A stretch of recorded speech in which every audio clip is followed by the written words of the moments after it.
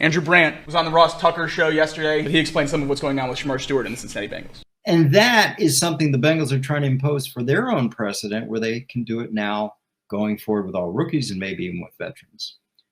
Shemar Stewart's agent is saying, nope, no, sir, because last year you didn't have the 17th pick, you had the 18th pick, and he didn't have that. And in past years, players like Jamar Chase and T. Higgins, they didn't have that. So I understand the agents saying, we're not going to do that. There's no precedent for that. And the Bengals saying, we're trying to create the precedent. So this is a one that could last a while. Basically, it's all about language. So again, when we talk about rookie contracts, people can say, oh, it's easy. The money's already set. Well, that's the easy part. The hard part is getting language that teams want and guarantees. We'll see. So stay tuned on what happens in the second round with guarantees and what happens with 17th overall pick Shemar Stewart and his contract. That could go into training camp. I know there's all kinds of restrictions on holding out of training camp.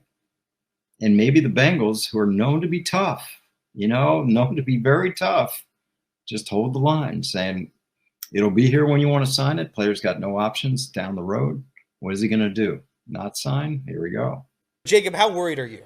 I guess I'm going to flip that question back to you, because how worried am I that they're not going to sign anybody? How much does it matter? Both of these players are going to be on the field in Cleveland week 1. Yeah. Period.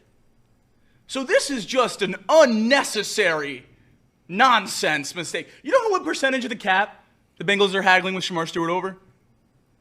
1.4% of the cap. And you know when those guarantees kick in? When? Only if they cut him.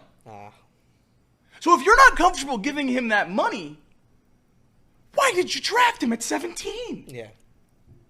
It doesn't make any sense to me. I'm very, very confident both these players are going to be on the field week 1. It is frustrating to hear all these things, coming out about the Bengals. It just seems to pour gasoline on the fire. If I had to take a guess, it's a front office that doesn't like guaranteeing money to players outside of year 1, and they just broke that precedent with 2 wide receivers. Yeah. And now they're trying to reestablish it with Shemar Stewart.